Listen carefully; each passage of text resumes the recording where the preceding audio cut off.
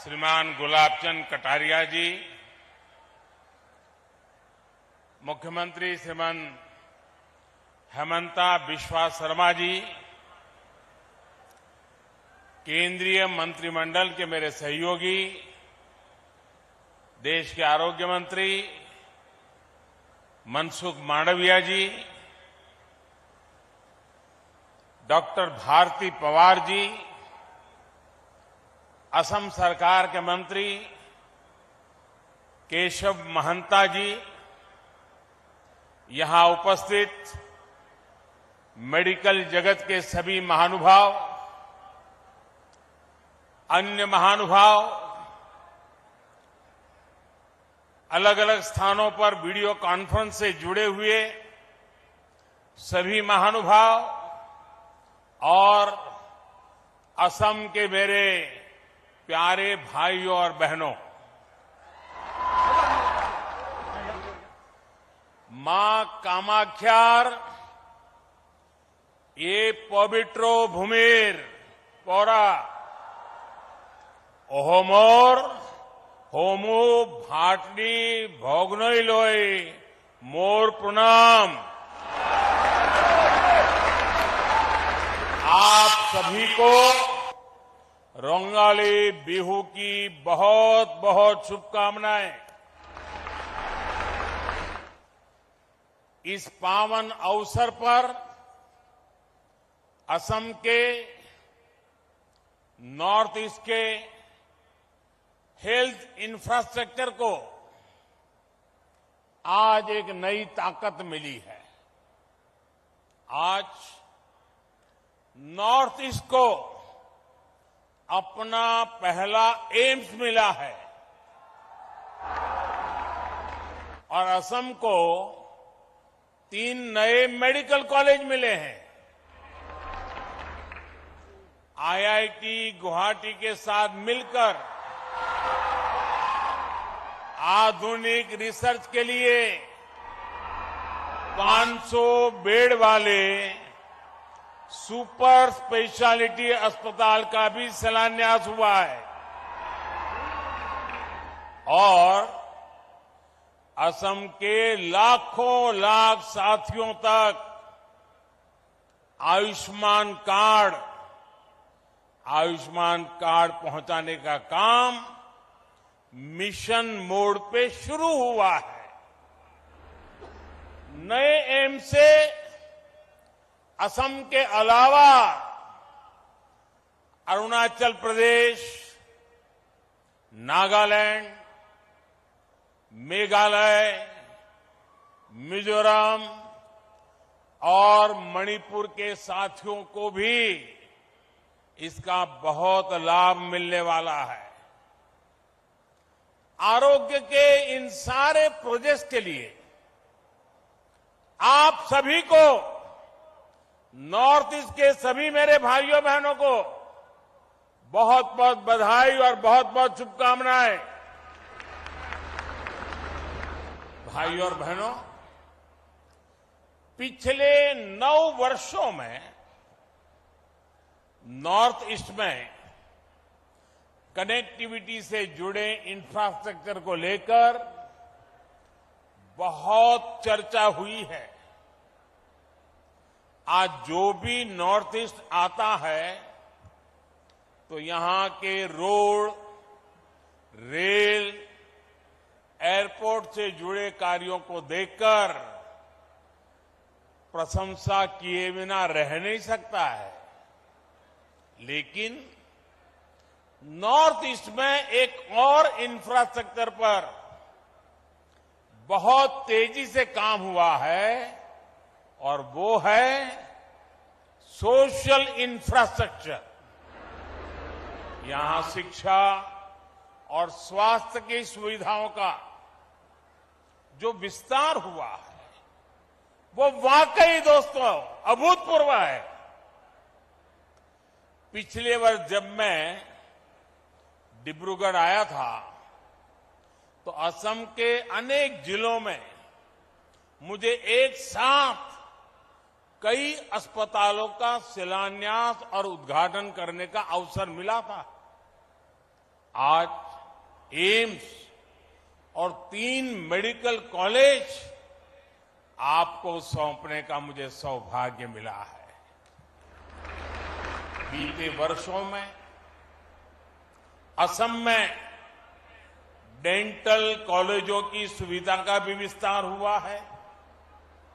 इन सभी को north east में लगातार बेहतर होती रेल रोड कनेक्टिविटी से भी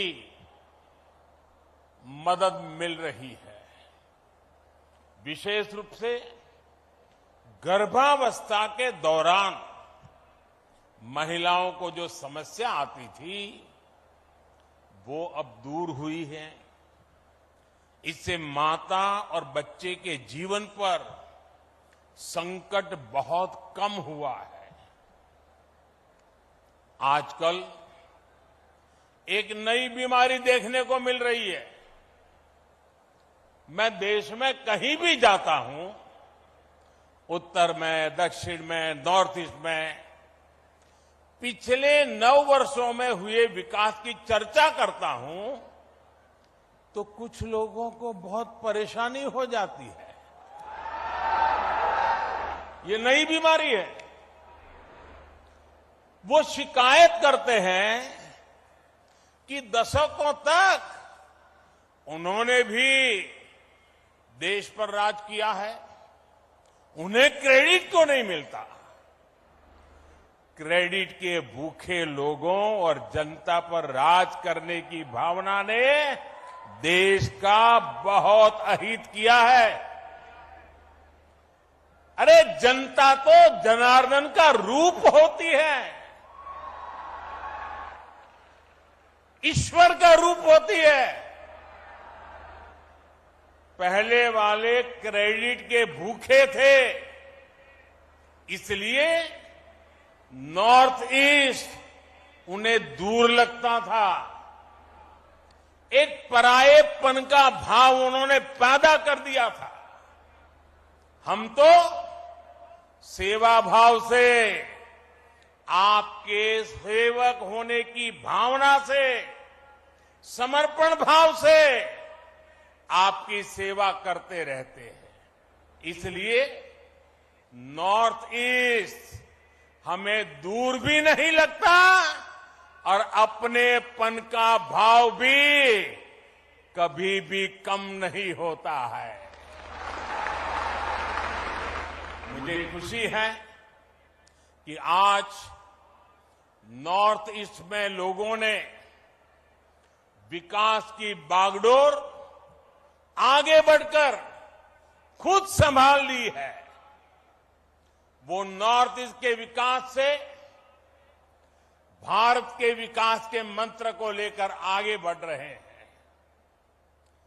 विकास के इस नए आंदोलन में केंद्र सरकार एक दोस्त बनकर, एक सेवक बनकर, एक साथी बनकर सभी राज्यों के साथ काम कर रही है।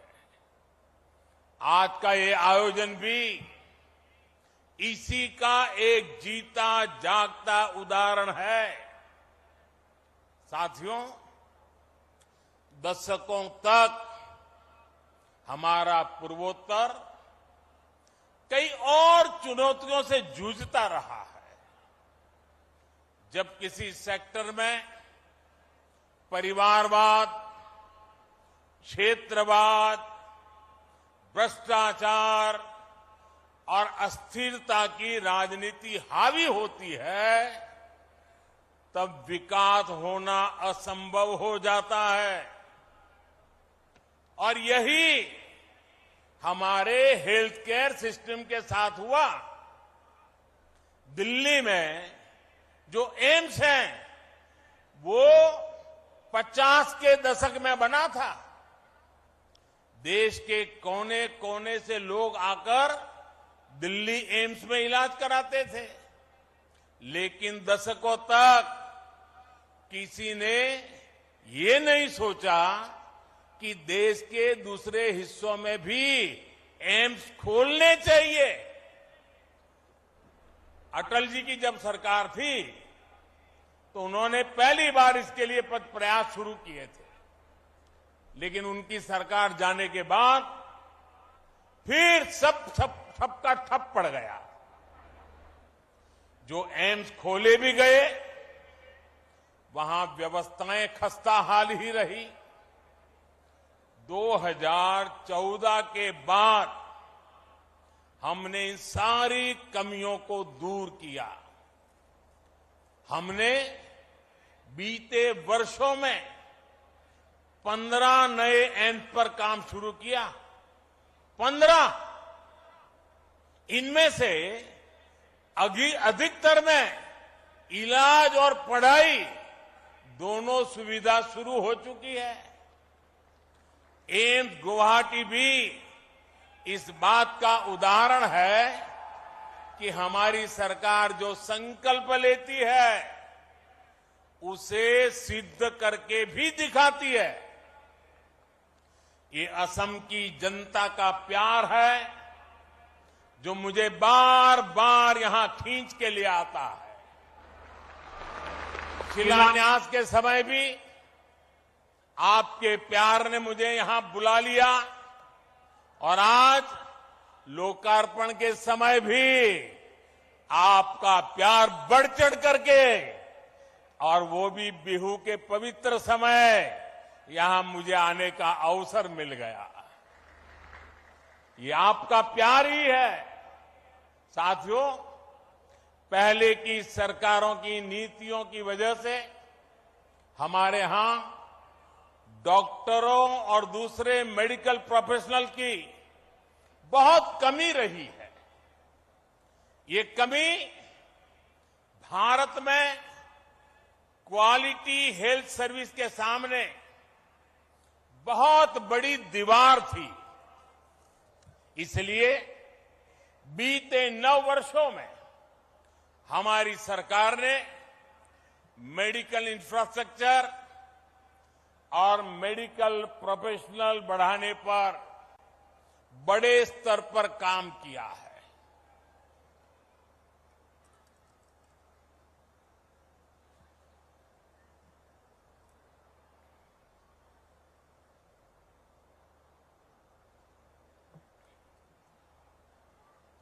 दो 2014 से पहले 10 सालों में करीब 150 मेडिकल कॉलेज बने थे।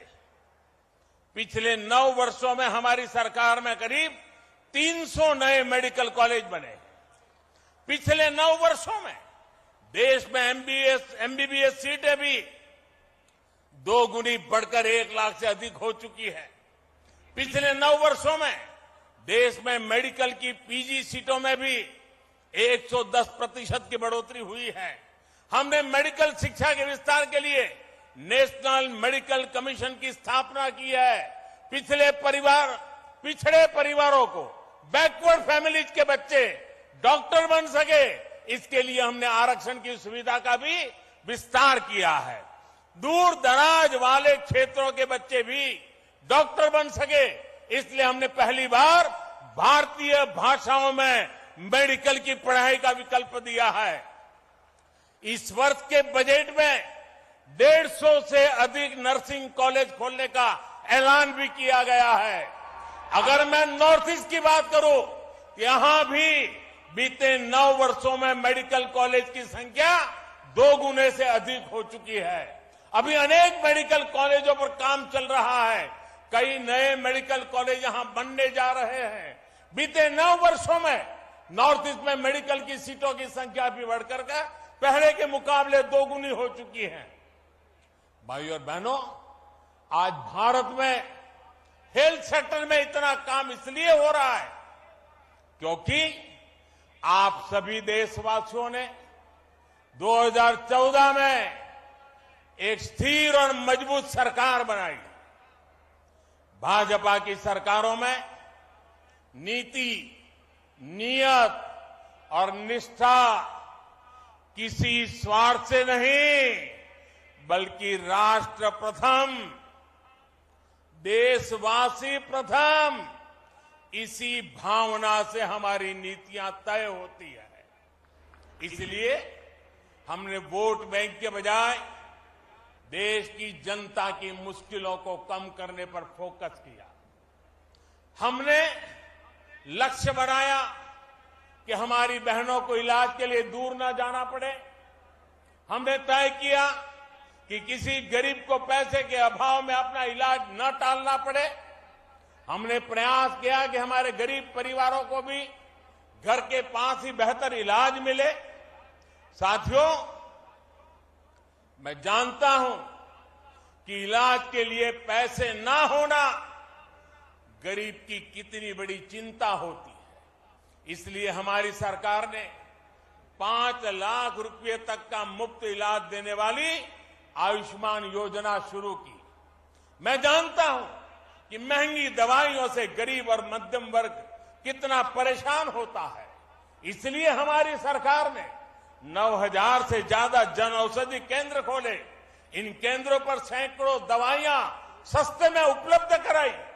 मैं जानता हूं हार्ट के ऑपरेशन में, घुटने के ऑपरेशन में गरीब और मध्यम वर्ग का कितना ज्यादा खर्च हो रहा था। इसलिए हमारी सरकार ने स्टेंट की कीमतों को नियंत्रित किया, नी इम्प्लांट की कीमतों को नियंत्रित किया। मैं जानता हूं कि जब गरीब को डायलिसिस की जरूरत होती है तो वो कितना परेशान होता है। इसलिए हमारी सरकार ने हर जिले में मुफ्त डायलिसिस वाली योजना शुरू की। लाखों लोगों को इसका फायदा पहुंचाया। मैं जानता हूं गंभीर बीमारी का समय से पता लगना कितना जरूरी होता है। इसलिए हमारी सरकार ने देश भर में 1.5 लाख से ज्यादा हेल्थ और वेलनेस सेंटर खोले हैं। वहां जरूरी टेस्ट की सुविधा दी है। मैं जानता हूं कि टीबी की बीमारी कितने दशकों से गरीबों के लिए बहुत बड़ी चुनौती बनी हुई है। इसलिए हमारी सरकार ने प्रधानमंत्री टीबी मुक्त भारत योजना अभियान शुरू किया। हमने बाकी दुनिया से 5 वर्ष पहले ही भारत को टीबी से मुक्त करने का लक्ष्य रखा है। मैं जानता हूं कि बीमारी किस तरह गरीब और मध्यम वर्ग के परिवार को बर्बाद कर देती है। इसलिए हमारी सरकार ने प्रिवेंटिव हेल्थ केयर पर फोकस किया। बीमार हो ही नहीं, बीमारी आए ही नहीं, इस पर फोकस किया। योग, आयुर्वेद, फिट इंडिया अभियान चलाकर हमने लोगों की निरंतर सेहत के प्रति जागरूक किया है। साथियों, आज जब मैं सरकार की इन योजनाओं की सफलता देखता हूं तो खुद को धन्य मानता हूं कि गरीब की इतनी सेवा करने का परमात्मा ने और जनता जनार्दन ने मुझे आशीर्वाद दिया। आयुष्मान भारत, प्रधानमंत्री जन आरोग्य योजना आज देश के करोड़ों गरीबों का बहुत बड़ा संबल बनी है।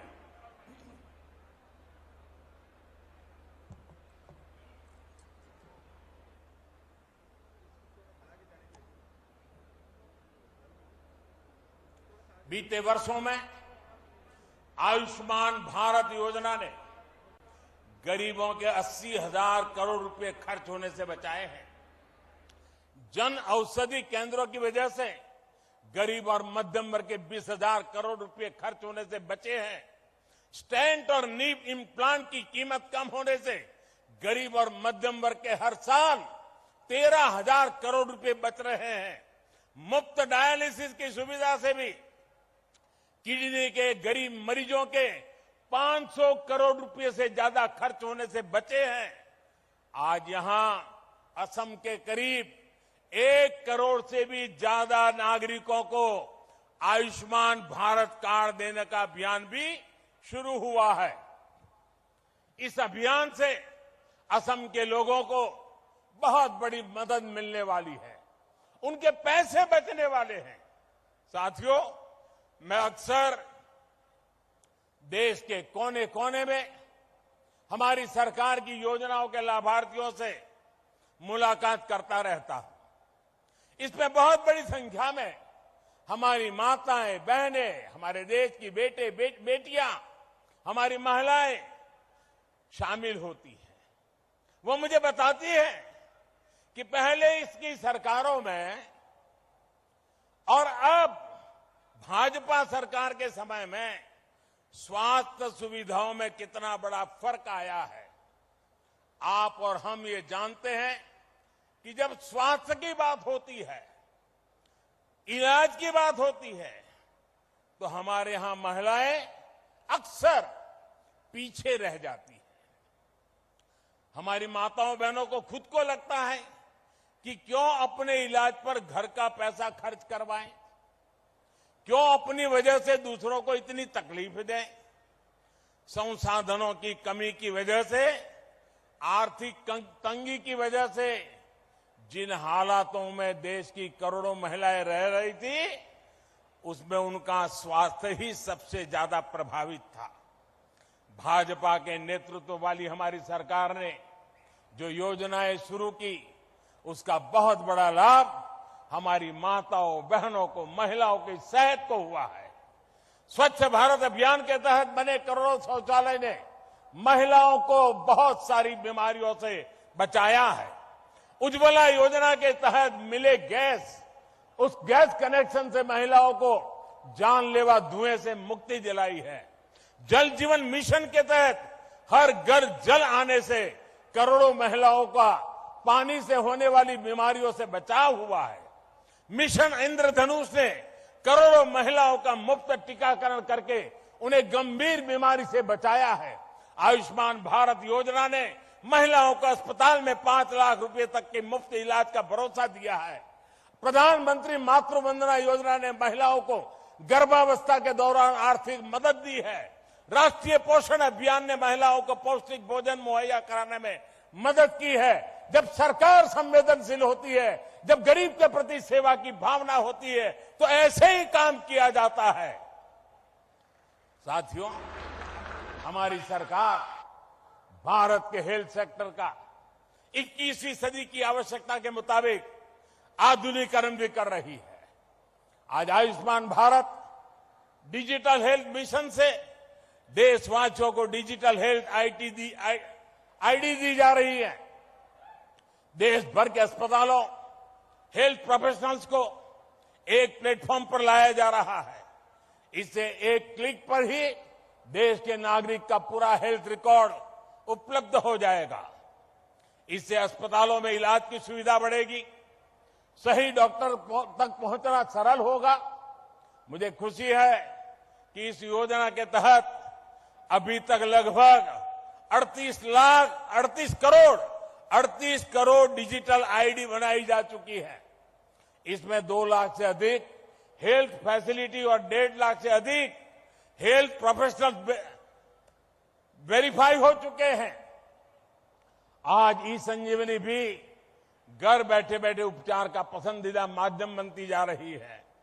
हम सुविधा का लाभ देश भर के 10 करोड़ साथी ले चुके हैं।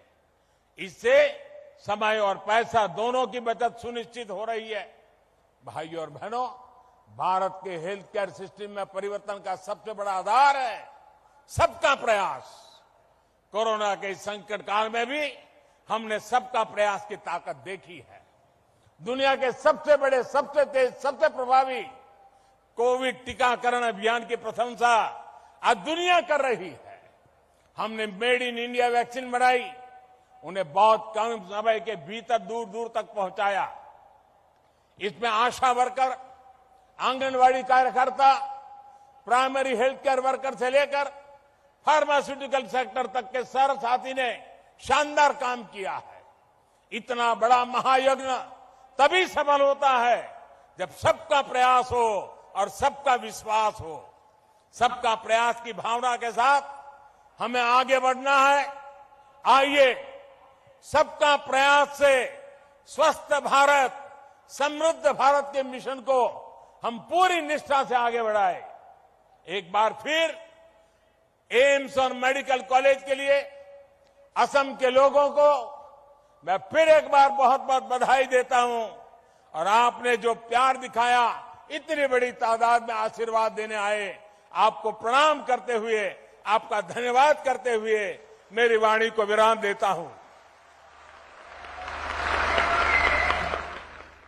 तो यहाँ पर आप प्रधानमंत्री को सुन रहे थे। असम के गुवाहाटी में थे और यहाँ असम दौरे पर हैं प्रधानमंत्री, जहाँ उन्होंने राज्य को 14,300 करोड़ रुपए की योजनाओं का यहाँ पर ऐलान किया। बहुत सी योजनाओं का शिलान्यास और उद्घाटन हुआ यहाँ पर, और उन्होंने पूर्वोत्तर भारत को पहला एम्स और 3 मेडिकल कॉलेजों की यहाँ पर एक तरह से उसका ऐलान किया, एक सौगात दी। उन्होंने कहा कि पिछले 9 सालों में नॉर्थ ईस्ट की कनेक्टिविटी को लेकर काफी चर्चा हुई है और आज जो भी यहाँ पर आता है वो यहाँ की तारीफ किए बिना नहीं रहता। उन्होंने ये भी कहा कि यहाँ पर सोशल इंफ्रास्ट्रक्चर पर काफी काम किया गया है।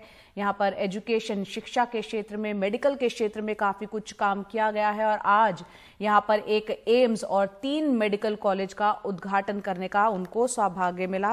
यहाँ पर प्रधानमंत्री असम में गुवाहाटी में आपने सुना जनता को संबोधित कर रहे थे। कई योजनाओं का जिक्र किया, आयुष्मान भारत योजना का भी उन्होंने जिक्र किया और साथ ही विकास की बागडोर किस तरह से संभाली गई और आगे विकास के रास्ते को ले जाया गया उसका जिक्र कर रहे थे प्रधानमंत्री मोदी।